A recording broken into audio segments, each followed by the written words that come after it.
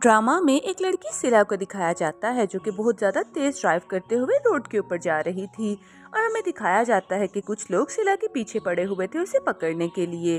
फिर अचानक से वो सभी लोग सिला के सामने आ जाते हैं और उसकी गाड़ी को रोक देते हैं।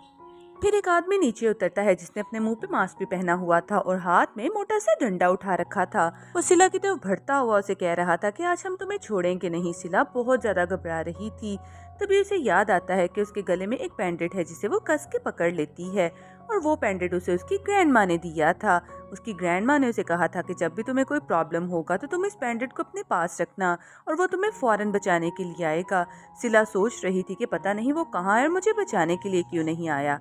तभी हमें मिस्टर मोयान को दिखाया जाता है जो कि स्मोकिंग करते हुए उसी तरफ चले आ रहे थे, लेकिन उन्हें देखते ही वहां पर खड़े हुए सभी गुंडे बारी बारी करके नीचे गिरे जा रहे थे। सिला खुद भी ये सीन देख के बहुत हैरान हो रही थी। सिला की समझ में तो कुछ नहीं आ रहा था और तभी तेज रफ्तार में गाड़ी आती है और मोयान बड़ी इजीली उसे भी रोक लेता है। फिर वो सिला की तरफ अपना हाथ बढ़ाता है और उसे कहता है कि अपना पेंडेंट मुझे दो। सिला तो बहुत हैरान रह जाती है। वो हंसते हुए कहती है कि ये पेंडेंट मेरा है। मोयान कहता है कि मुझे लगता है कि तुम्हारी ग्रैंड माँ ने तुम्हें पूरी बात नहीं बताई। मैं 50 ईयर्स से तुम्हारी शीन फैमिली को प्रोटेक्ट कर रहा हूँ और मैं तुम लोगों को सिर्फ 3 दफा ही प्रोटेक्ट कर सकता था और आज मेरा लास्ट चांस है। फिर ये तीनों टाइम हमें दिखाए भी जाते हैं। सिला उसकी बात सुन के हंसना शुरू कर देती है। सिला कहती है कि तुम पेंडेंट हासिल करने के लिए जो भी स्टोरी बनाओगे और मैं तुम्हारी बात पर यकीन करूंगी, ऐसा तो नहीं हो सकता। मोयान कहता है कि लगता है तुम्हारी फैमिली को मुझे एंटार्क्टिका ही भेजना पड़ेगा। सिला कहती है कि तुम सिर्फ 30 इयर्स के लगते हो और तुम कह रहे हो कि तुम 50 इयर्स से हमारी फैमिली को प्रोटेक्ट कर रहे हो। ऐसे तो मैं तुम्हें तुम्हारा पेंडेंट बिल्कुल भी नहीं दूंगी। मोयान भी उसे कहता है कि पेंडेंट तो मैं तुमसे लेके रहूंगा और वो दोनों ही पेंडेंट को पकड़ लेते हैं और उसे खींचना स्टार्ट कर देते हैं। पेंडेंट 2 टुकड़ों में डिवाइड हो जाता है और सिला और मोयान के अंदर चला जाता है और इसी के साथ ही वो दोनों बहुत ज्यादा एनर्जेटिक फील कर रहे थे। मोयान तो ये देखते ही बहुत ज्यादा हैप्पी होता है कि चलो पेंडेंट टूट गया और उसकी एनर्जी भी मेरे अंदर आ गई है, यानी कि अब मैं आजाद हूँ, अब मुझे किसी को भी लुक आफ्टर नहीं करना पड़ेगा। वो तो हवा में उड़ते हुए उसे बाय बाय बोल के जाने लगता है, लेकिन जैसे ही वो सिला से थोड़ा सा दूर जाता है तो उसे आग लगने लगती है। मोयान को समझ नहीं आ रहा था कि ये सब क्या हो रहा है, लेकिन फिर उसे समझ आता है कि अगर मैं सिला से थोड़ा भी दूर जाऊंगा तो मुझे आग लग जाएगी, क्योंकि पेंडेंट का दूसरा हिस्सा तो सिला के पास है। सिला को भी इस बात की समझ आ जाती है। वो तो बहुत ज्यादा खुश होती है।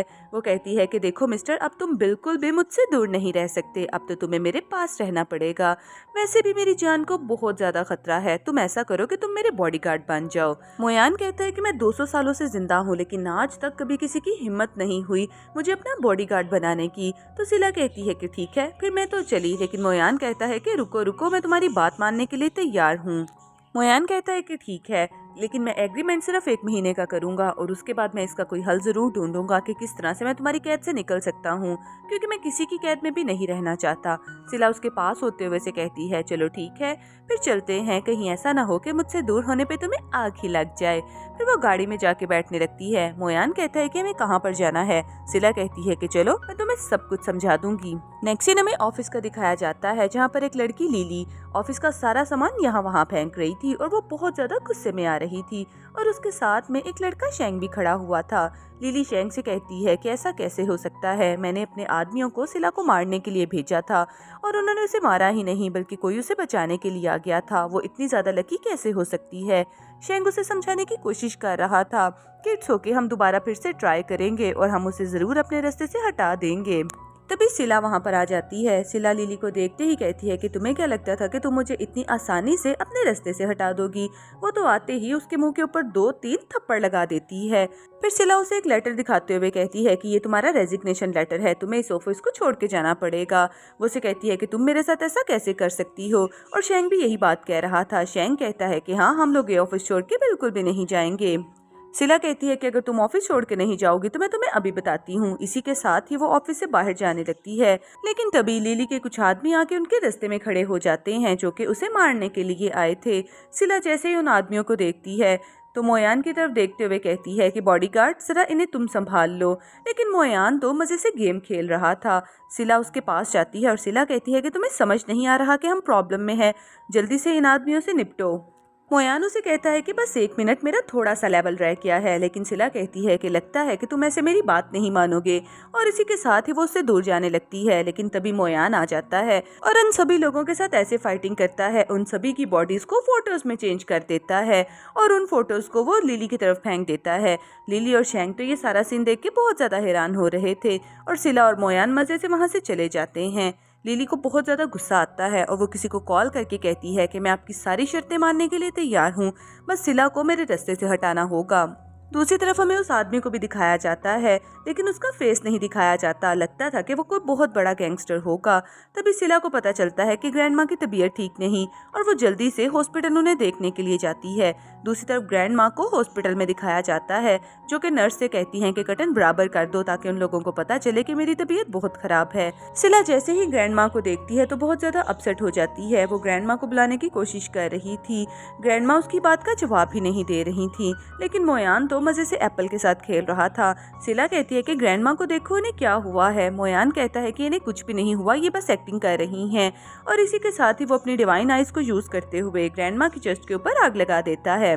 ग्रैंड माँ जल्दी से उठ के खड़ी हो जाती हैं और उस आग को बचाने की कोशिश करती हैं। वो कहती हैं कि तुम बाज नहीं आओगे, वैसे मैं तुम्हें इतने सालों के बाद देख रही हूँ, अभी भी तुम वैसे के वैसे ही हैंडसम हो। सिला ग्रैंड माँ से पूछती है कि ग्रैंड माँ आप ठीक तो है ना। ग्रैंड माँ कहती हैं कि हाँ हाँ मैं बिल्कुल ठीक हूँ। सिला ग्रैंड माँ से पूछती है कि ये लड़का कौन है और आप दोनों के दरमियान में क्या कनेक्शन है। ग्रैंड माँ उसे बताती हैं कि ये सब काफ़ी सालों पहले शुरू हुआ था, जब एक दफ़ा मैं प्रेयर कर रही थी और मैंने अपनी फैमिली के लिए गॉड से कहा था कि मैं अपने 20 साल की ज़िंदगी के छोड़ने के लिए तैयार हूँ, लेकिन आपको मेरी फैमिली को प्रोटेक्ट करना होगा, और तभी उन्होंने अपना एंजल भेजा था। और ये सीन हमें दिखाया भी जाता है जहाँ पर ग्रैंड माँ यंग थी और वो प्रेयर कर रही थी। तभी मोयान आ जाता है और मोयान कहता है कि गॉड ने आपके लिए एक एग्रीमेंट भी दिया है, यानी कि आपको अपनी ज़िंदगी के 20 इयर्स छोड़ने पड़ेंगे और मैं आपकी फैमिली को प्रोटेक्ट करूँगा।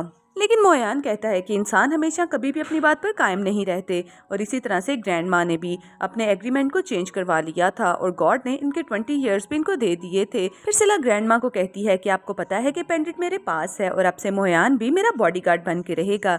ग्रैंड माँ कहती हैं कि वाओ मेरी पोती तो बहुत क्लेवर है। फिर सिला कहती है कि चलो अब हमारे चलने का टाइम है, और वो मोयान को भी चलने के लिए बोलती है, जबकि मोयान तो उसके आगे आगे चले जा रहा था। सिला जल्दी से उसके पीछे जाती है। वो कहती है कि अरे रुको रुको, मुझे भी अपने साथ लेके जाओ। मोयान कहता है कि मैं तुम्हारा गुलाम नहीं हूँ, मैं तुम्हारा बॉडीगार्ड हूँ, इसीलिए तुम्हें खुद ही मेरे साथ रहना होगा।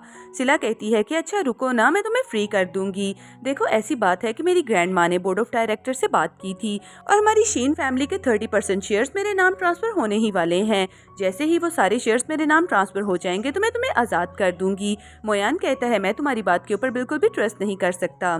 सिला कहती है कि देखो ट्रस्ट तो तुम्हें मेरी बात पे करना ही होगा, वैसे अगर कैसा हो कि तुम्हें 100 इयर्स तक मजीद मेरे साथ रहना पड़े, क्योंकि ग्रैंड माँ ने बताया था कि तुम 500 इयर्स से जिंदा हो, यानी कि तुम और साल भी जिंदा रह सकते हो, तो तुम्हें 100 इयर्स तक मुझे लुक आफ्टर करना पड़ेगा।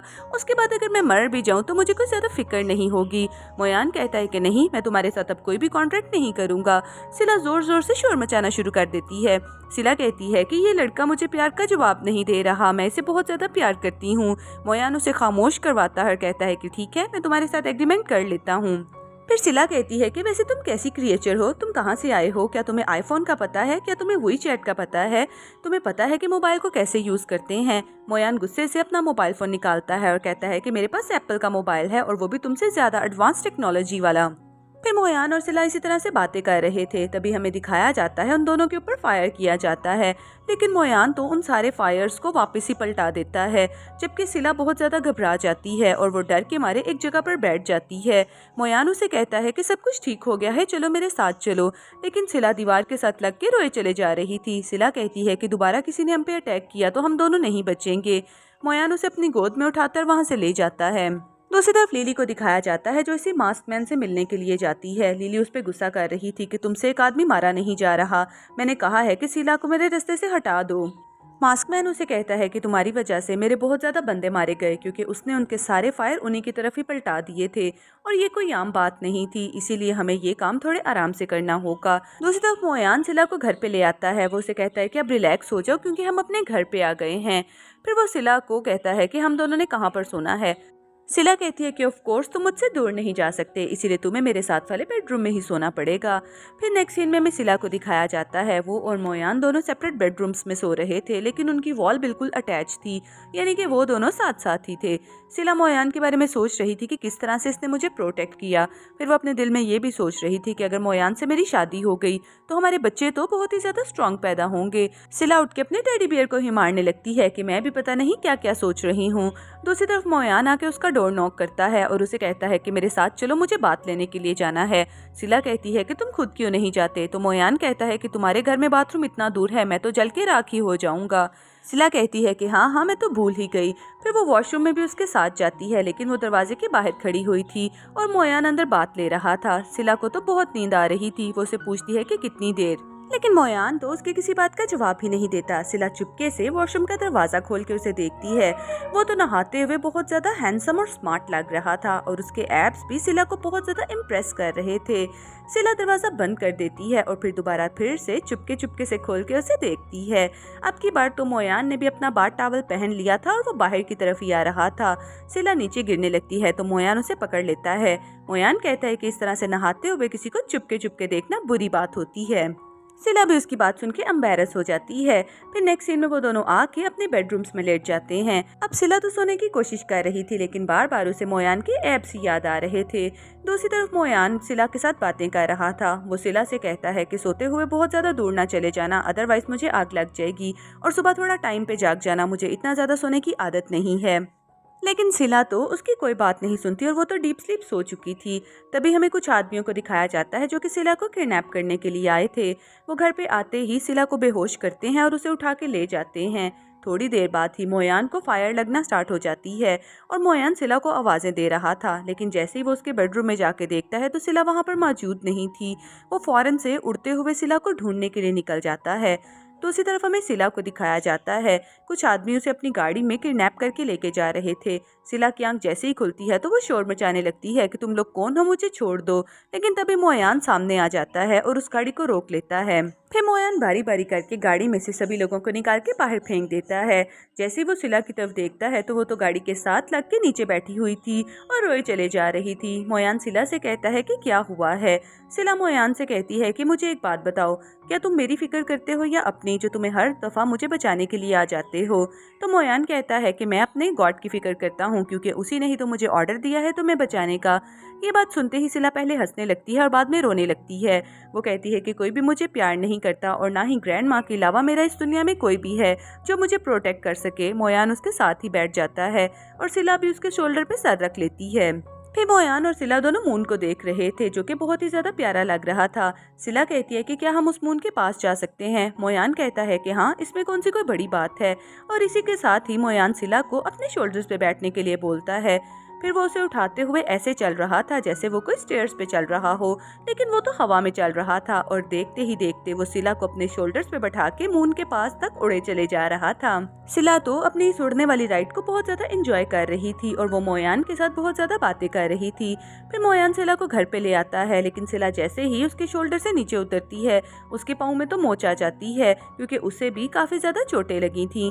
मोयान जल्दी से उसका पाँव अपनी गोद में रखता है और उसके पाँव को टच करते हुए उन वुंड्स को हील कर रहा था।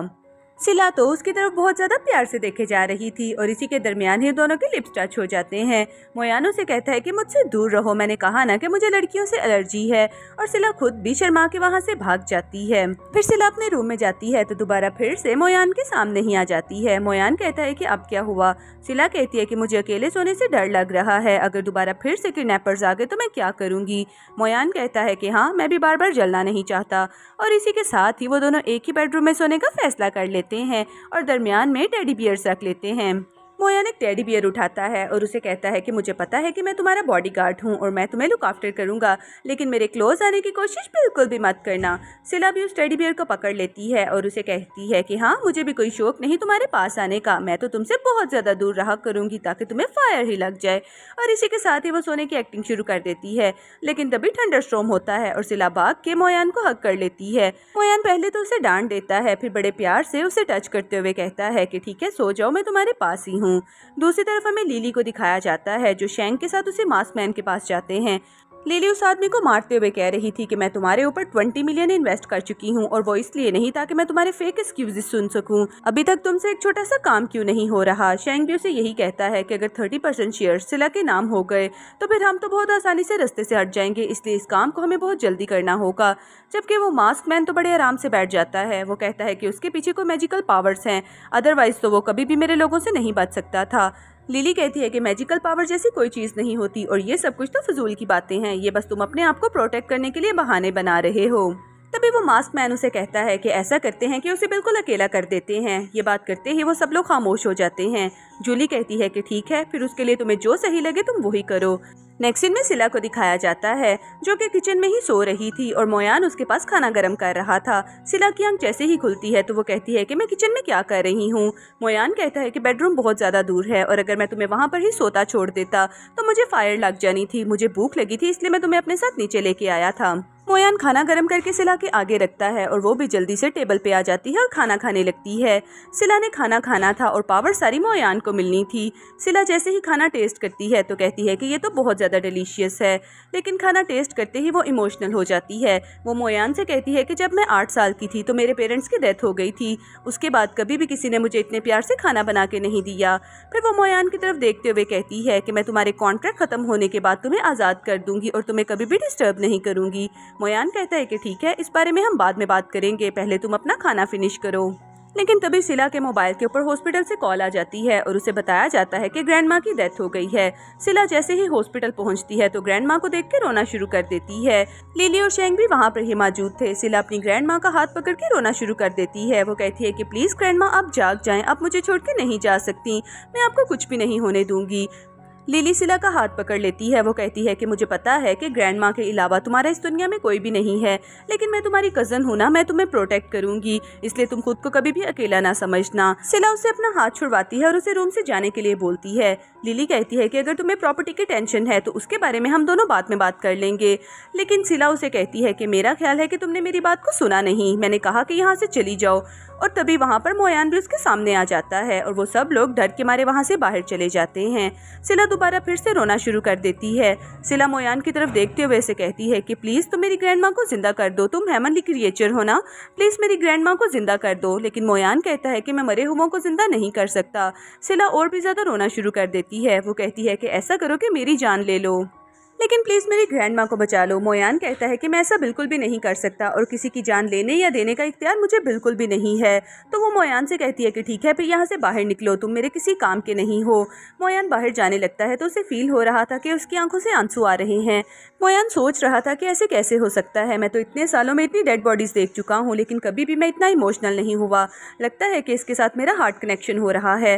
तभी अचानक से उसे याद आता है कि ग्रैंड माँ भी कल तो बिल्कुल ठीक थी, ये ओल्ड लेडी इतनी जल्दी कैसे मर सकती है। इसी के साथ ही वो आके आईवी को देखता है जहाँ से ब्लैक एनर्जी रिलीज हो रही थी और वो सिला को बताता है कि किसी ने ग्रैंड माँ को मारने की कोशिश की है। सिला भी ये बात सुन के बहुत ज्यादा हैरान होती है। सिला कहती है कि ऐसा कौन कर सकता है। सिला को पता चल चुका था ये सब कुछ लिली और शेंग की ही हरकत है। फिर मोयान और सिला बाहर आ जाते हैं। मोयान सिला से कहता है कि मुझे पता है कि ग्रैंड माँ को उन्हें नहीं मारा है, लेकिन हमें उन दोनों के खिलाफ प्रूफ इकट्ठे करने होंगे। बेशक ये मेरे कॉन्टेक्ट में नहीं है, लेकिन उसके बावजूद भी मैं तुम्हारी हेल्प करूंगा। सिला कहती है कि ग्रैंड माँ की हमेशा से ये विश थी कि मैं किसी के साथ शादी करूँ जो मुझे प्रोटेक्ट कर सके। अब मैं ग्रैंड माँ के चले जाने के बाद उनकी सारी विशेष को पूरा करूंगी। मोयान ग्रैंड माँ की तरफ देखते हुए कह रहा था कि ग्रैंड माँ आप तो बहुत ही ज्यादा क्लेवर थी। नेक्स्ट सीन में ग्रैंड माँ के फ्यूनरल का दिखाया जाता है। लिली वहाँ पर सबसे पहले फ्लावर्स रखती है और सब लोगों को बता रही थी कि शीन फैमिली की सबसे बड़ी बेटी तो मैं ही हूँ, इसीलिए ग्रैंड माँ के चले जाने के बाद सारी प्रॉपर्टी ऑफिशियली तौर पर मेरी होती है। लेकिन तभी सिला भी वहाँ पर आ जाती है।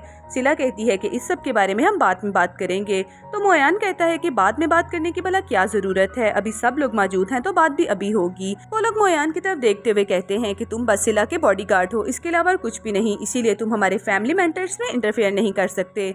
मोयान कहता है कि ठीक है, फिर मैं इंटरफेयर नहीं करता, बल्कि ग्रैंड माँ की ही विल देख लेते हैं। और इसी के साथ ही वो ग्रैंड माँ की विल के बारे में बताता है कि उनकी विल कहाँ पर पड़ी हुई है। सब लोग ये देख के शॉक रह जाते हैं। थोड़ी ही देर में ग्रैंड माँ का विल पेपर भी वहाँ पर आ जाता है। लिली कहती है कि नहीं, ये ग्रैंड माँ की विल फेक है, इसलिए इसे पढ़ने की कोई जरूरत नहीं। लेकिन वो उसे पढ़ना स्टार्ट कर देते हैं, जिसके मुताबिक सारी प्रॉपर्टी सिला को मिलने वाली थी। लिली कहती है कि ऐसा नहीं हो सकता। वो आगे बढ़ के पेपर को फाड़ने की कोशिश करती है, लेकिन तभी मोयान उसे नीचे गिरा देता है और उसे फायर लगा रहा था। फिर लॉयर उस विल को कंटिन्यूसली पढ़ता है जिसमें लिखा हुआ था कि सारी प्रॉपर्टी सिला को मिलेगी और उन्होंने ये भी लिखा था लेकिन सिला को सबसे पहले किसी के साथ शादी करनी होगी और अगर उसने ऐसा ना किया तो सारी प्रॉपर्टी चैरिटी कर दी जाएगी। सिला कहती है कि थैंक यू सो मच, लेकिन मैं ग्रैंड माँ की विल को कंप्लीट करूंगी और मैंने किसी को ढूंढ लिया है जिसके साथ मुझे शादी करनी है। मोयान तो बहुत ज़्यादा खुश हो रहा था कि ग्रैंड माँ की पोती तो बहुत ही ज़्यादा क्यूट है और मैं और भी बहुत ज़्यादा सालों तक इसे प्रोटेक्ट कर सकता हूँ, लेकिन सिला तो चुपचाप ही उसके पास से गुजर जाती है। फिर नेक्स्ट सीन में हमें मोयान को दिखाया जाता है जो कि दूर से ही वेजिटेबल काट रहा था और सिला ने ग्रैंड माँ की फोटो पकड़ी हुई थी और वो रो रही थी। सिला तो बहुत ज़्यादा अपसेट हो रही थी। मोयान सिला से कहता है कि तुमने सबके सामने ये क्यों कहा कि तुम किसी के साथ शादी करने जा रही हो और तुमने अपने लिए परफेक्ट मैन को ढूंढ लिया है। सिला कहती है कि हाँ, मैंने सबके सामने ये कहा था बस सबको डिस्ट्रैक्ट करने के लिए। मोयान कहता है लेकिन तुमने मुझे ये भी तो कहा था कि ग्रैंड माँ चाहती हैं कि तुम किसी के साथ शादी कर लो जो बहुत ज़्यादा स्ट्रांग हो और तुम्हारी केयर कर सके। बेशक वो उम्र में तुमसे बड़ा हो, तुम्हें उसके साथ शादी कर लेनी चाहिए। सिला कहती है हाँ, मैंने ये सब कुछ बोला था, लेकिन तुम अपने बारे में क्या सोच रहे हो। मोयान कहता है कि बस मैं तो वैसे ही कह रहा था क्योंकि मैं ही वो आदमी हूँ जो कि तुम्हें प्रोटेक्ट भी कर सकता है और वैसे भी मैं एज में तुमसे बड़ा हूँ और मैं तो हेवनली क्रिएचर हूँ। ये कहते हुए वो हवा में अपने इर्द गिर्द चीज़ों को भी लहरा रहा था। सिला उसे कहती है कि ये सब कुछ मैंने ऐसे ही कहा था और तुम्हें क्या लगता है कि मैं तुम्हारे साथ ऐसे ही शादी कर लूंगी। तुम्हारे साथ तो बस मैंने कॉन्ट्रैक्ट किया है और तुम बस मेरे बॉडीगार्ड हो। जैसे ही तुम्हारा काम कंप्लीट हो जाएगा मैं तुम्हें छोड़ दूंगी। और ये कह के वो गुस्से से वहाँ से चली जाती है। मोयान को तो सिला पे बहुत गुस्सा आता है। फिर नेक्स्ट सीन में सिला अपने बेडरूम में आ जाती है और ग्रैंड माँ की फोटो पकड़ के रोना शुरू कर देती है। सिला को मोयान के साथ गुजारा हुआ सारा टाइम याद आ रहा था। सिला को याद आ रहा था जब उन दोनों के दरमियान में फर्स्ट टाइम लिप किस हुई थी, तो सिला जल्दी से घबरा के वहाँ से चली गई थी। तभी सिला के मोबाइल के ऊपर ग्रैंड माँ की कॉल आई थी। ग्रैंड माँ ने सिला से कहा था कि प्लीज तुम मोयान के साथ शादी कर लो क्योंकि सिर्फ एक वही आदमी है जो तुम्हें प्रोटेक्ट कर सकता है।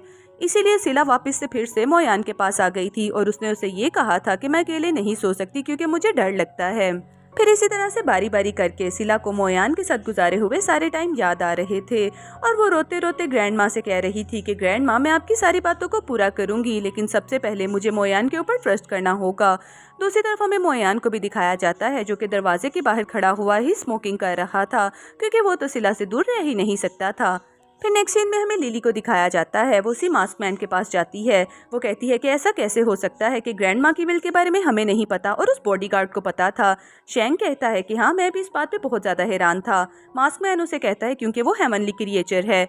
लिली कहती है कि क्या तुमने कहा कि वो हेवनली क्रिएचर है, वो तो एक आम सा नजर आने वाला आदमी है, वो भला हेवनली क्रिएचर कैसे हो सकता है। फिर वो मास्क मैन कहता है कि मुझे लगता है कि ग्रैंड माँ की ख्वाहिश को अब मुझे ही पूरा करना पड़ेगा और इसी के साथ ही वो अपना मास्क उतारता है, कहता है कि मैं ही सिला के साथ शादी करूंगा।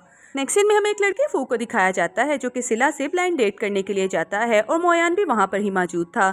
मोयान उस लड़के को देखते ही कहता है कि मुझे ऐसा क्यों लग रहा है जैसे मैंने तुम्हें पहले भी कहीं पर देखा है। मिस्टर फू कहते हैं कि मैं तो फॉरेन क्वालिफाइड हूँ और अभी चाइना वापस कुछ ही देर पहले आया हूँ, हो सकता है कि आपने मुझे ऐसे ही रैंडमली देखा हो। लेकिन मोयान उसे कहता है कि नहीं, मेरी नज़र कभी धोखा नहीं खा सकती। सिला उसे कहती है कि अरे तुम भी क्या बातें लेके बैठ गए, तुम साइड पे जाके बैठो। तो मिस्टर फू भी कहते हैं कि लगता है कि मैंने आपके बॉडीगार्ड को नाराज़ कर दिया। सिला कहती है कि इसे छोड़ो, ये तो बस ऐसे ही बोलता रहता है। फिर मोयान गुस्से से साइड पे जाके बैठ जाता है और सिला फू के साथ बातें कर रही थी। फू भी सिला के साथ बहुत अच्छी बातें कर रहा था और वो दोनों तो स्माइल कर रहे थे, जबकि मोयान को तो उन दोनों को साथ में देख के जेलस फील हो रहा था। फू के चले जाने के बाद मोयान सिला के पास आके बैठता है। वो उसे कहता है कि मुझे इस लड़के के इरादे बिल्कुल भी अच्छे नहीं लग रहे। सिला कहती है कि क्या खराबी है उसमें, वो तो अच्छा खासा डैशिंग नजर आ रहा है, लेकिन मुझे ऐसा क्यों लग रहा है कि तुम मुझसे जेलस फील कर रहे हो। मोयान कहता है कि मैं मुझे भला जेलस फील करने की क्या जरूरत है, मैं तो हेवनली क्रिएचर हूँ और मैं स्काई के ऊपर बहुत ज्यादा खूबसूरत लड़कियां भी देख चुका हूँ। लेकिन सिला उसे कहती है कि ठीक है, फिर अगर तुम्हें कोई प्रॉब्लम नहीं तो वो तो मेरी पहली ब्लाइंड डेट थी और मैं उसी के साथ ही शादी करने के बारे में भी सोच रही हूँ। तभी सिला के मोबाइल पर फू की कॉल आ जाती है। फू से कहता है कि कल हमारी स्टूडेंट्स की रीयूनियन पार्टी है, क्या तुम वहाँ पर आओगी। सिला कहती है कि हाँ क्यों नहीं, मैं आ जाऊंगी। नेक्स्ट सीन में सिला मोयान को अपने ड्रेसेस दिखाते हुए कह रही थी कि मैं रीयूनियन पार्टी में कौन सा वाला ड्रेस पहनूं। मोयान कहता है कि जो मर्जी पहनो, मुझे भला इस बात से क्या फर्क पड़ता है। तो सिला सबसे प्यारा वाला ड्रेस निकाल लेती है। सिला कहती है कि ठीक है, फिर तो मैं यही वाला ड्रेस पहनूंगी। फिर सिला मिरर के पास खड़ी हो जाती है और अपने आप को स्ट्रेस में देख रही थी। मोयान कहता है कि ये ड्रेस तो तुम पे बिल्कुल भी सूट नहीं करेगा। सिला कहती है कि हाँ, तुम्हें तो बहुत ही ज्यादा पता है लड़कियों की चॉइस के बारे में, तो फिर तुम ही बता दो कि मुझ पर कैसा ड्रेस सूट करेगा। मोयान चुटकी बजाता है हवा में, बहुत ही प्यारा सा ड्रेस लहरा रहा था। सिला कहती है कि वाओ, ये तो बहुत ही प्यारा ब्रांडेड ड्रेस है और ये तो लिमिटेड एडिशन है। मोयान कहता है कि अगर तुम्हें ये अच्छा नहीं लगता तो तुम ये रेड वाला भी ट्राई कर सकती हो। सिला को तो वो भी बहुत अच्छा लग रहा था। फिर वो एक ब्लैक कलर का भी ड्रेस दिखाता है और सिला कहती है कि वाओ, ये सारे ड्रेसेस तो बहुत ही प्यारे हैं, अब पार्टी में मुझसे ज़्यादा प्यारा कोई भी नहीं लगेगा। और वो जल्दी से ड्रेसेस को पकड़ती है और वहाँ से भाग जाती है। मोयान कहता है कि ये छोटी लड़की भी ना मुझे बहुत ज़्यादा ट्रैप करती है। फिर सिला बहुत ही प्यारा सा तैयार होके आती है और मोयान के सामने आके घूम रही थी। सिला तो सच में बहुत प्यारी लग रही थी। फिर वो मोयान से कहती है कि जाओ तुम भी रेडी होके आ जाओ। मोयान भी बहुत प्यारा सा रेडी होके आता है। सिला उसे कहती है कि तुम तो, मोयान कहता है कि हाँ हाँ कहने की ज़रूरत नहीं, मुझे पता है कि मैं बहुत ज़्यादा हैंडसम हूँ। सिला कहती है कि तुम बस एक बॉडीगार्ड हो, इतना तैयार होने की भला क्या ज़रूरत थी। फिर नेक्स्ट सीन में सिला और मोयान दोनों पार्टी में जाते हैं। फू भी वहाँ पर सामने ही खड़ा हुआ था। वो आते ही सिला का हाथ पकड़ता है, लेकिन सिला उससे अपना हाथ छुड़वा लेती है। तो फू बताता है कि मैं काफ़ी देर से तुम्हारा वेट कर रहा था। सिला कहती है कि it's okay, thank you so much, और इसी के साथ ही वो मोयान के साथ अंदर चली जाती है। तो मिस्टर फू कहते हैं कि तुम्हें मोयान को यहाँ पर लाने की कोई ज़रूरत नहीं थी, ये तो बस तुम्हारा बॉडीगार्ड है। सिला कहती है कि नहीं, ये मेरे साथ ही रहेगा। फिर पार्टी में सभी लोग सिला को देखते हुए कह रहे थे कि वाओ, सिला तो बहुत प्यारी लग रही है और साथ में उसका बॉयफ्रेंड भी। तो मिस्टर फू सब लोगों को बताते हैं कि नहीं, ये इसका बॉयफ्रेंड नहीं बल्कि इसका बॉडीगार्ड है। मोयान को तो ये बात सुनते ही गुस्सा आ जाता है। नेक्स्ट सीन सिला के बेडरूम का दिखाया जाता है। सिला ने तो पार्टी में बहुत ज्यादा ड्रिंक कर ली थी, इसीलिए वो सेड्यूस हो रही थी और वो मोयान के क्लोज जाने की कोशिश कर रही थी। मोयान उसे कहता है कि मुझसे दूर रहो, तुम्हें पता है ना कि अगर तुमने मुझे टच किया तो मुझे फायर लगेगी। तो सिला कहती है कि ठीक है, फिर मैं भी तुम्हें फायर लगवाना चाहती हूँ। सिला बार बार उसे टच कर रही थी। मोयान कहता है कि तुम्हें आखिरकार मुझसे प्रॉब्लम क्या है, मैं तुम्हें लुक आफ्टर करूंगा और तुम मेरी स्किन को खराब नहीं कर सकती, क्योंकि मैंने अपनी स्किन के ऊपर बहुत ज्यादा इन्वेस्ट किया है। सिला कहती है कि तुमने मेरे साथ कॉन्ट्रैक्ट किया है और तुम मेरे बॉडीगार्ड हो, इसीलिए मैं जो चाहे तुम्हारे साथ कर सकती हूँ। फिर वो आगे बढ़ के उसकी चिक्स के ऊपर किस भी कर लेती है।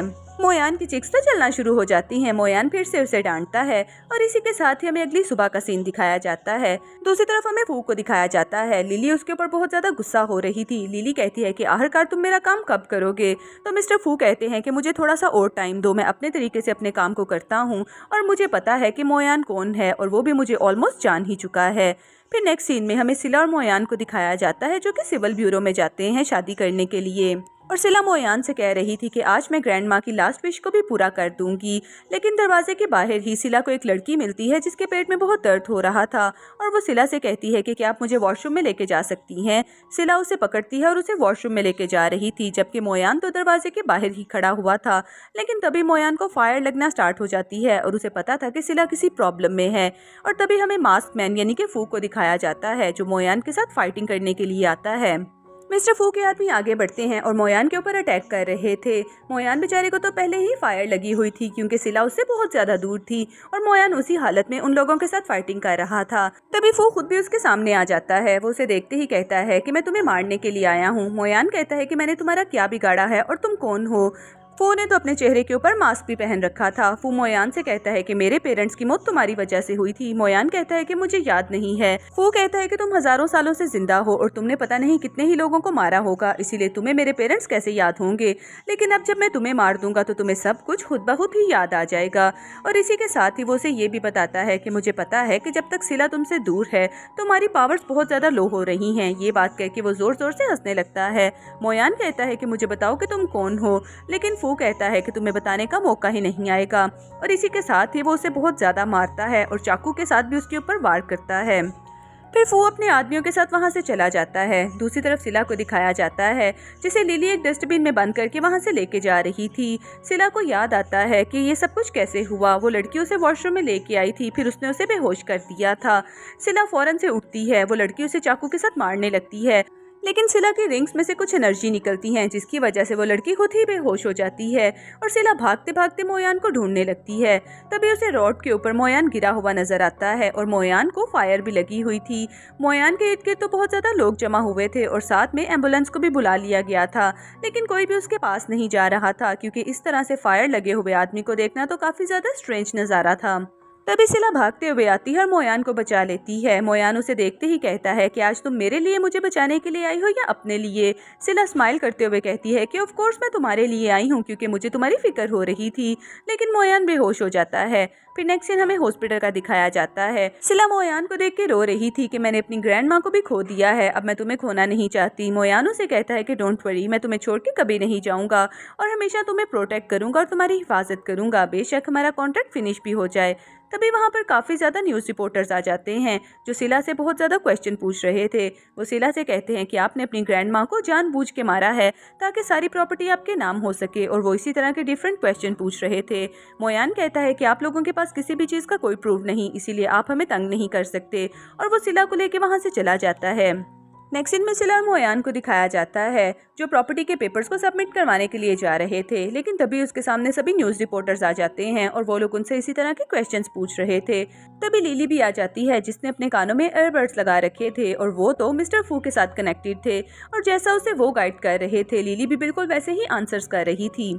लिली उसे कहती है कि तुम इन पेपर्स को नोटराइज नहीं करवा सकती। सिला कहती है कि तुम होती कौन हो मुझे रोकने वाली। तो लिली कहती है कि उनके ग्रैंड माँ की विल के मुताबिक ये सारी प्रॉपर्टी तुम्हारी होने वाली है, लेकिन कौन जानता है कि ग्रैंड माँ की विल रियल है या फेक है, क्योंकि ग्रैंड माँ के मरने के बाद उन्होंने प्रॉपर्टी तुम्हारे नाम की थी और ये सब भी उन्होंने अपने विल में लिखा था, लेकिन ग्रैंड माँ ने किसी को भी अपनी विल के बारे में नहीं बताया था, उन्होंने सिर्फ तुम्हें ही बताया था। मोयान कहता है सिर्फ सिला ही ग्रैंड माँ को लुक आफ्टर कर रही थी और वही ग्रैंड माँ की वेल विशर थी, इसीलिए उन्होंने अपनी प्रॉपर्टी के बारे में सिर्फ उसी को ही बताना था। लिली कहती है कि तुम बस एक बॉडीगार्ड हो, तुम्हें कोई हक नहीं बनता इस मैटर में बोलने का। तो मोयान कहता है कि नहीं, मैं इसका बॉडीगार्ड नहीं बल्कि मैं इसका हस्बैंड हूँ। सिला तो खुद भी ये बात सुन के हैरान रह जाती है। मोयान कहता है कि इसलिए आइंदा के बाद मुझे आम आदमी समझने की कोशिश बिल्कुल भी मत करना, और सिला तुम्हारी फेक ट्रिक्स में बिल्कुल भी नहीं आएगी क्योंकि अब मैं उसे खुद प्रोटेक्ट करूंगा। लिली को तो बहुत ज्यादा गुस्सा आ रहा था। लिली कहती है कि इससे कहो कि हमारे मैटर से दूर रहे, भले ये तुम्हारा हस्बैंड भी हो, क्योंकि मैं शीन फैमिली को बिल्कुल बर्बाद करके रख दूंगी और उसकी सारी प्रॉपर्टी चैरिटी में चली जाएगी। सिला कहती है कि हाँ, हमें उसकी बात मान लेनी चाहिए, लेकिन मोयान उसे कहता है कि मेरे ऊपर ट्रस्ट रखो। इसी के साथ ही उसकी तबीयत भी खराब हो रही थी, लेकिन वो सिला का हाथ पकड़ता है और उसे वहाँ से ले जाता है। मोयान सिला के साथ घर पे आ जाता है और उसे ब्लड वॉमिट भी हो रही थी। सिला को तो मोयान की बहुत फिक्र हो रही थी। वो कहती है कि तुम्हें क्या हुआ है। मोयान कहता है कि उस मास्क मैन ने मेरे ऊपर बहुत ज़्यादा स्ट्रांगली अटैक किया है, इतने सालों में कभी भी मैं इस तरह से बीमार नहीं हुआ था। फिर मोयान सिला के सामने अपनी सारी प्रॉपर्टी रख देता है। वो उसे कहता है कि हज़ारों सालों में मैंने इतनी ज़्यादा प्रॉपर्टी इकट्ठी की है, और वहाँ पर बहुत ज़्यादा कार्ड्स पड़े हुए थे और साथ में कुछ प्रॉपर्टीज़ के पेपर्स भी थे। मोयान कहता है कि अभी शीन फैमिली की मार्केट वैल्यू डाउन हो रही है, इसीलिए अभी हम कोई रिस्क नहीं ले सकते, तुम्हें ये सारे पैसे शीन फैमिली पे इन्वेस्ट करने होंगे। सिला कहती है कि नहीं, मैं ये पैसे बिल्कुल भी नहीं लूंगी क्योंकि तुम पहले ही मेरे लिए और मेरी फैमिली के लिए बहुत ज़्यादा कुछ कर चुके हो। लेकिन मोयान उसे कहता है कि अभी बात ये नहीं है, अभी बात सबसे पहले तुम्हारी फैमिली को प्रोटेक्ट करने की है। दूसरी तरफ हमें फू को भी दिखाया जाता है जिसे मोयान की कंडीशन के बारे में सब कुछ पता चल चुका था। वो कहता है कि मैं मोयान को जितना स्ट्रॉन्ग समझ रहा था वो उतना स्ट्रॉन्ग नहीं है, बल्कि मेरे थोड़े से अटैक से मैंने उसे घायल कर दिया है और हो सकता है कि बहुत जल्दी ही मैं अपने पेरेंट्स की मौत का बदला ले सकूं। फिर हमें लिली को दिखाया जाता है जो कि ऑफिस में बैठी हुई थी। तभी असिस्टेंट बताती है कि शीन फैमिली के बिजनेस में कुछ चेंजेस आई हैं। ये बात सुनते ही वो स्माइल करने लगती है और वो कहती है कि हाँ, मुझे पता है कि उनकी मार्केट वैल्यू बहुत ज़्यादा डाउन हो रही है और वो लोग बहुत जल्दी रोड पर आने वाले हैं, तब तो जाके उसे मेरी बात को मानना ही पड़ेगा। लेकिन असिस्टेंट बताती है कि नहीं, उनकी मार्केट वैल्यू तो आसमानों को छू रही है और उन्होंने बहुत ज़्यादा पैसों की इन्वेस्टमेंट भी की है। ये देखते हुए लिली बहुत ज़्यादा हैरान रह जाती है। लिली कहती है कि ऐसा नहीं हो सकता। दूसरी तरफ फू को भी इस सारी बात का पता चल गया था और वो जोर जोर से हंसना शुरू कर देता है। वो कहता है कि नहीं, मैं मोयान के हाथों से कभी भी नहीं हारूंगा, मैं इतने सालों से इस चीज़ का इंतजार कर रहा था। नेक्स्ट दिन हमें ऑफिस का दिखाया जाता है। जैसे ही सिला ऑफिस में जाती है तो सभी लोग उसे चेयरमैन कह के ऑफिस में वेलकम कहते हैं और मोयान भी सिला के साथ ही था। सिला सब लोगों को बैठने के लिए बोलती है। जैसे ही लिली बैठने लगती है तो सिला कहती है कि मैंने अपनी बहन को बैठने के लिए नहीं बोला। फिर वो लिली से कहती है कि तुम मेरी फैमिली मेंबर हो, इसीलिए अगर मैंने तुम्हें यहाँ से निकाल दिया तो ग्रैंड माँ को बहुत ज़्यादा बुरा लगेगा और मैं तुम्हें खाली हाथ यहाँ से नहीं निकालना चाहती। फिर वो अपने मैनेजर से कहती है कि मेरी बहन को 5 मिलियन दे दें और आइंदा के बाद मुझे मिस लिली इस कंपनी में नजर ना आए। लिली कहती है कि क्या तुम मुझे कोई बेगर समझती हो जो इतने से पैसे देके कंपनी से निकाल रही हो। लेकिन सिला उसे कहती है कि ये सब कुछ सिर्फ ग्रैंड माँ की वजह से है, अगर मैं होती तो तुम्हें 1 रुपया भी ना देती। और वैसे भी अभी मुझे ये भी पता करवाना है कि ग्रैंड माँ की सडन डेथ कैसे हुई थी, इसीलिए तुम्हारे लिए यही बेहतर होगा कि तुम यहाँ से चली जाओ। वो भी वहाँ से चुपचाप चली जाती है। फिर सिला अकेले खड़ी हुई थी और मोयान उसके पास चला जाता है। सिला उसे थैंक्स बोलती है कि इतने सालों से तुमने मेरी और मेरी फैमिली की बहुत हेल्प की है, मैं तुम्हारा कर्ज कभी भी नहीं दे सकती, लेकिन मैं ग्रैंड माँ को देखना चाहती हूँ। फिर नेक्स्ट सीन में वो दोनों ग्रेवयार्ड जाते हैं। सिला ग्रैंड माँ की ग्रेव के पास बैठे हुए रो रही थी। वो ग्रैंड माँ से कहती है कि आपने मेरे लिए मोयान को गिफ्ट के तौर पर छोड़ा है, लेकिन मुझे ये समझ नहीं आता मैं इसके साथ कॉन्ट्रैक्ट कैसे फिनिश करूं। मैं नहीं चाहती कि मोयान को यूज़ करूं। सिला ये बातें करते हुए ज़ोर ज़ोर से रोए जा रही थी। तभी मोयान भी उसके पास बैठ जाता है। वो उसे चुप करवाने की कोशिश करता है। तभी हमें मिस्टर फू को दिखाया जाता है। सिला उन्हें बताती है कि ये मेरी ग्रैंड माँ की ग्रेव है। तो मिस्टर फू कहते हैं कि आई एम सॉरी, लेकिन मैं आपको डिस्टर्ब नहीं करना चाहता था। मैं आपको ये एंगेजमेंट कार्ड देने आया था। मैं एंगेजमेंट कर रहा हूँ और आपको मेरी एंगेजमेंट पार्टी में ज़रूर आना है और अपने हस्बैंड को भी लेके आना है। सिला कहती है कि ओके, हम दोनों ज़रूर आएंगे। नेक्स्ट सीन हमें उसके एंगेजमेंट पार्टी का दिखाया जाता है, जहां पर मिस्टर फू एक लड़की के साथ खड़े थे और मोयान और सिला उन दोनों को कंग्रेचुलेट करते हैं। सिला उस लड़की को देखते ही कहती है कि मुझे लगता है मैंने आपको कहीं पहले भी देखा है। वो लड़की कहती है कि नहीं, लेकिन मुझे आपसे एक ज़रूरी बात करनी है कि आप मेरे साथ थोड़ी देर के लिए साइड पे जाएंगी। तो मोयान भी उसे हाँ का इशारा करता है। फिर सिला तो उस लड़की के साथ एक साइड पे चली जाती है। तो मिस्टर फू कहते हैं कि आप यहाँ पर बोर हो जाएंगे, आए मैं आपके साथ एक गेम खेलता हूँ। और मिस्टर मोयान भी फू के साथ चले जाते हैं। फू ने एक टेबल पर लेके जाके बैठा देता है। फिर वो मोयान के साथ एक गेम खेलना स्टार्ट कर देता है। वो मोयान से कहता है कि आपको पता है ये गेम खेलने के लिए मैंने बहुत सालों तक इंतजार किया है। मोयान फू से कहता है कि क्या तुम मुझे पहले से जानते हो। तो फू कहता है कि हाँ, पहले से और अपने बचपन से ही मैं आपको जानता हूँ, क्योंकि आपकी वजह से ही मेरे माँ बाप की डेथ हो चुकी थी। मोयान बड़े मजे से स्मोकिंग कर रहा था और साथ में उसकी सारी बातें सुन रहा था। फू उसे बताता है कि मेरी फैमिली ने शीन फैमिली के खिलाफ धोखा किया था और इसीलिए तुम वहाँ पर आ गए और तुमने मेरी आंखों के सामने मेरे माँ बाप को मार दिया था। और ये सीन दिखाया भी जाता है जहाँ पर फू अपने पेरेंट्स के पास बैठा हुआ रो रहा था और मोयान भी वहाँ पर ही था। मोयान फू से कहता है कि आइंदा के बाद शीन फैमिली से हमेशा के लिए दूर रहना। मोयान कहता है कि मैं शीन फैमिली का गार्डियन हूँ और अगर किसी ने भी उन्हें तंग करने की कोशिश की तो उसका यही अंजाम होगा जो कि तुम्हारे पेरेंट्स का हुआ था। ये बात सुनते ही फू जोर जोर से हंसने लगता है। फू कहता है कि नहीं, उसके बाद से मेरी जिंदगी का मकसद बस एक ही बन गया था। पहला तो ये कि शीन फैमिली को बर्बाद कर दूं और दूसरा ये कि तुम्हारा मर्डर कर दूं। उसके लिए मैंने बहुत सालों तक तपस्या की और यहाँ तक आज पहुँचा हूँ और अब मुझ में इतनी पावर्स आ चुकी हैं कि मैं तुम्हें मार सकूँ। इसी के साथ ही वो अपनी ऐनक भी नीचे उतार देता है और टेबल को भी पलट देता है। मोयान उसे कहता है लेकिन तुम बहुत ज़्यादा अनलकी हो क्योंकि तुम ऐसा कर नहीं पाओगे। तो मिस्टर फू से कहते हैं कि मैं ऐसा कर नहीं सकता, बल्कि मैं ऐसा करने जा रहा हूँ क्योंकि तुम्हारी पावर्स तो तुमसे बहुत ज़्यादा दूर जा चुकी हैं। दूसरी तरफ हमें सिला को भी दिखाया जाता है। वो लड़की सिला से बातें करते करते उसे काफ़ी ज़्यादा दूर ले जाती है और इसी वजह से मोयान को भी फायर लगना स्टार्ट हो जाती है। सिला जैसे ही उस लड़की से कहती है कि तुम मुझे दूर ले आई हो, मुझे वापस जाना होगा, लेकिन वो अपना निशान दिखाते हुए कहती है कि क्या मैं तुम्हें याद आई। और ये वही लड़की थी जो सिला को डस्टबिन में डाल के लेके जा रही थी। सिला कहती है कि मुझे जाने दो, मोयान प्रॉब्लम में होगा, लेकिन वो उसे बेहोश करके नीचे गिरा देती है। दूसरी तरफ हमें मोयान को दिखाया जाता है। फू ने उसे बांध के बिठाया हुआ था। फू उसे कहता है कि हेवनली क्रिएचर्स को कोई भी मार नहीं सकता जब तक वो खुद ना मरना चाहें। अब तुम खुद ही सोच लो, तुम्हें जिंदा रहना है या मरना है। जब तक तुम जिंदा रहोगे तब तक मैं सिला को मार दूंगा। मोयान कहता है कि तुम मेरी जान ले लो, लेकिन सिला को कुछ भी नहीं होना चाहिए। तो फू उसकी तरफ एक चाकू बढ़ा देता है। फू कहता है कि ठीक है, फिर ये अच्छा काम तुम खुद ही अपने हाथों से कर लो। दूसरी तरफ हमें सिला को दिखाया जाता है। वो लड़की सिला के पास प्रॉपर्टी के पेपर्स देके जाती है और ऐसे सिग्नेचर करने के लिए बोलती है। सिला कहती है कि मोयान को कुछ भी नहीं होना चाहिए। तो वो लड़की कहती है कि जैसे ही तुम प्रॉपर्टी के पेपर्स हमारे नाम कर दोगी, उसके बाद तुम और मोयान अपनी जिंदगी आराम से गुजारना। दूसरी तरफ मोयान को दिखाया जाता है जो चाकू पकड़ के अपने आप को मार लेता है और इधर सिला भी ग्रैंड माँ को सॉरी बोलते हुए उन पेपर्स के ऊपर सिग्नेचर कर देती है। और इसी के साथ ही वो सब लोग वहाँ से बाहर चले जाते हैं। मोयान की कंडीशन तो बहुत ज़्यादा ख़राब हो रही थी। सिला जल्दी से उसके पास आती है। वो उसे अपनी गोद में पकड़ लेती है। सिला कहती है कि मोयान, मैं तुम्हें कुछ भी नहीं होने दूंगी। मोयान कहता है कि उन्होंने मुझसे प्रॉमिस किया था कि वो तुम्हें हर्ट नहीं करेंगे और इसीलिए मैंने अपनी जान देने का फैसला किया था। मुझे पता है कि मुझे लड़कियों से एलर्जी है, लेकिन क्या हम लास्ट टाइम किस कर सकते हैं। और इसी के साथ ही वो दोनों किसिंग करना स्टार्ट हो जाते हैं। मोयान को सब कुछ याद आ रहा था कि 2000 साल पहले वो किसी जगह का लॉर्ड हुआ करता था और वहाँ पर सब लोग ही उसे वेलकम कहते हैं। मोयान एक आंटी के पीछे जाता है। मोयान कहता है कि मेरी बीवी मुझे लेने के लिए क्यों नहीं आई, उसने कहा था कि सबसे पहले मुझे वेलकम वही बोलेगी। तो आंटी कहती है कि तुम्हें इस बात का नहीं पता, वो तो 5 साल पहले ही तुम्हें छोड़ के जा चुकी है। फिर मोयान उसकी ग्रेव पे जाता है और जोर जोर से रोए चले जा रहा था। तभी आंटी मोयान को एक पेंडेंट देते हुए कहते हैं कि ये तुम्हारी बीवी ने तुम्हारे लिए छोड़ा था और उसने कहा था कि जब तक ये पेंडेंट तुम्हारे पास रहेगा तुम दोनों कभी भी जुदा नहीं हो सकते। मोयान कहता है कि हाँ, मैं अपनी बीवी का हजारों सालों तक इंतजार करूंगा और वो तलवार के साथ अपना भी मर्डर कर देता है।